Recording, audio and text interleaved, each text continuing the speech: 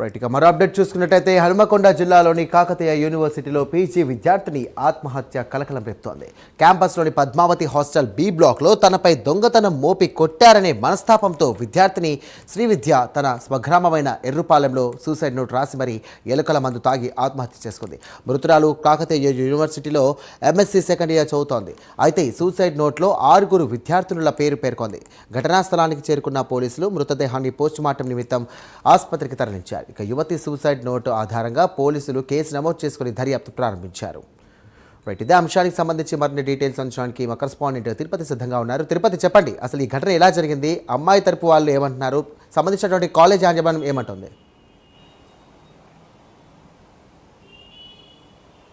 సాయి, వరంగల్ కాకతీయ యూనివర్సిటీలో PG second year చదువుతున్నటువంటి శ్రీవిద్య విద్యార్థిని ఆత్మహత్య చేసుకుంది. అయితే కాకతీయ యూనివర్సిటీలోని గర్ల్స్ హాస్టల్ పద్మావతి బి బ్లాక్లో ఆమె నివాసం ఉంటూ అక్కడే స్టడీ కొనసాగించిన నేపథ్యంలో ఆమెతో పాటు మరొక 6 విద్యార్థులు ఉంటారు. అయితే ఈ 6 విద్యార్థులకు సంబంధించి ఈ శ్రీవిద్య దొంగతనం చేసింది. ల్యాప్టాప్ కావచ్చు, బట్టలను, ఇతర వస్తువులను దొంగలించిందని ఫిర్యాదు నేపథ్యంలో మనస్తాపానికి గురై ఆత్మహత్య చేస్తున్నట్టుగా ప్రాథమికంగా తెలుస్తూ ఉంది. ఈ ఆత్మహత్యకు పూర్తిగా ఇతర సీనియర్లు కావచ్చు, తోటి విద్యార్థులే కారణం అంటూ శ్రీవిద్య తల్లి ఆరోపిస్తూ పోలీసులకు ఫిర్యాదు చేసినట్టుగా తెలుస్తూ ఉంది. ఈ నెల 7వ తారీఖున ఎలకల మందు తాగి శ్రీవిద్య ఆత్మహత్య చేసుకుంది. అయితే ఈ ఘటన చాలా ఆలస్యంగా వెలుగులోకి వచ్చినటువంటి పరిస్థితి కనబడుతుంది. ఎప్పుడైతే పద్మావతి బి బ్లాక్లో దొంగతనం జరిగింది, ఈ శ్రీవిద్య పైన ఆరోపణలు చేసినట్టు నేపథ్యంలోనే ఆమె ఆ తర్వాత వాళ్ళు మిగతా సీనియర్లు కావచ్చు, తోటి విద్యార్థులు పోలీసులకు ఫిర్యాదు చేశారు. పోలీసులు కావచ్చు, కేయు అధికారులు విచారించి శ్రీవిద్యను పిలిచి మందలించినట్టు తెలుస్తుంది. తర్వాత నాకు సంబంధం లేని విషయాలు ఆమె చెప్పినట్టుగా తెలుస్తుంది. వెంటనే శ్రీవిద్య తల్లిని కూడా పోలీసులు కావచ్చు, కేయు అధికారులు పిలిచి మాట్లాడిన తర్వాత శ్రీవిద్యను వాళ్ళ తల్లి ఏపీలోని అమ్మమ్మ ఇంటికి తీసుకెళ్లింది. అమ్మమ్మ ఇంటి దగ్గరనే 7వ తారీఖున ఎలకల మందు తాగి ఆత్మహత్యత్నానికి పాల్పడిన నేపథ్యంలో వెంటనే మదిర హాస్పిటల్కు తీసుకొచ్చారు. అక్కడ నుంచి కొంత ఆమె సిచ్యువేషన్ సీరియస్గా మారడంతో హైదరాబాద్ నిమ్స్ ఆసుపత్రికి తరలించినటువంటి ఆ పరిస్థితి కనబడుతుంది. హైదరాబాద్ నిమ్స్ ఆసుపత్రిలో చికిత్స కొనసాగుతూ నిన్న సాయంత్రం మృతి చెందినట్టుగా కుటుంబ సభ్యులు కావచ్చు, వారి బంధువులు చెప్పినటువంటి పరిస్థితి కనబడుతుంది. ఆమె మరణించేటువంటి ముందు మరణ వాగ్మూలాన్ని ఒక వీడియో కూడా విడుదల చేసింది. అప్పుడు ఏం జరిగింది, ఎటువంటి కారణాలతో చనిపోవాల్సినటువంటి సూసైడ్ చేసుకోవాల్సినటువంటి అవసరం ఏర్పడినట్టు కూడా పూర్తిగా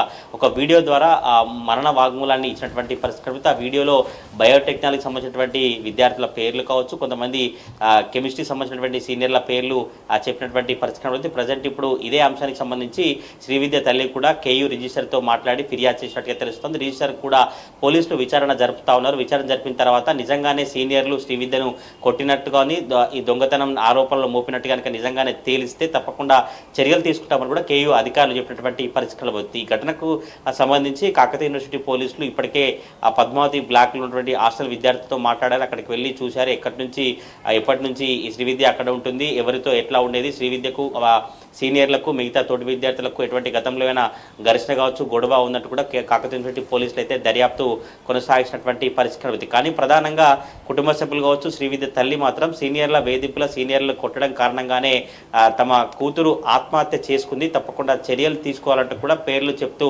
ఒక వీడియో రిలీజ్ చేస్తూ ఆరోపణలు చేసినటువంటి పరిస్థితి కనబడుతుంది. కేయూ అధికారులు కావచ్చు, కాకతీయ యూనివర్సిటీ సంబంధించిన పోలీసుల దర్యాప్తు అయితే కొనసాగుతుంది. మరి చూడాలి కాకతీయ యూనివర్సిటీ పోలీసులు ఈ దర్యాప్తులో ఎటువంటి అంశాలు బయటకు వస్తాయి, ఏం తేలిస్తారనే చర్చ అయితే కాకతీయ యూనివర్సిటీలో కొనసాగుతున్న పరిస్థితి కనబడుతుంది. ఖమ్మం జిల్లా ఎర్రపాలెం బండ్లనిగూడెం సంబంధించినటువంటి గ్రామంలో ఒక విషాద ఛాయాలనుకున్నాయి. పీజీ సెకండ్ ఇయర్ చదువుతున్నటువంటి విద్యార్థిని ఆత్మహత్య చేసినటువంటి ఘటనకు సంబంధించి చాలా కలకలం సృష్టించినటువంటి పరిస్థితి కనబడుతుంది. ఒకవైపు కాకతీయ యూనివర్సిటీ పోలీసులు దర్యాప్తు కొనసాగుతున్న నేపథ్యంలో తల్లిదండ్రులు మాత్రం సీనియర్ విద్యార్థుల కారణంగానే తమ కూతురు ముచ్చిందంటూ అంజమ్మ కావచ్చు, శ్రీవిద్య పేరెంట్స్ చెప్తా ఉన్నారు. Sai, right, thank you Tirupati.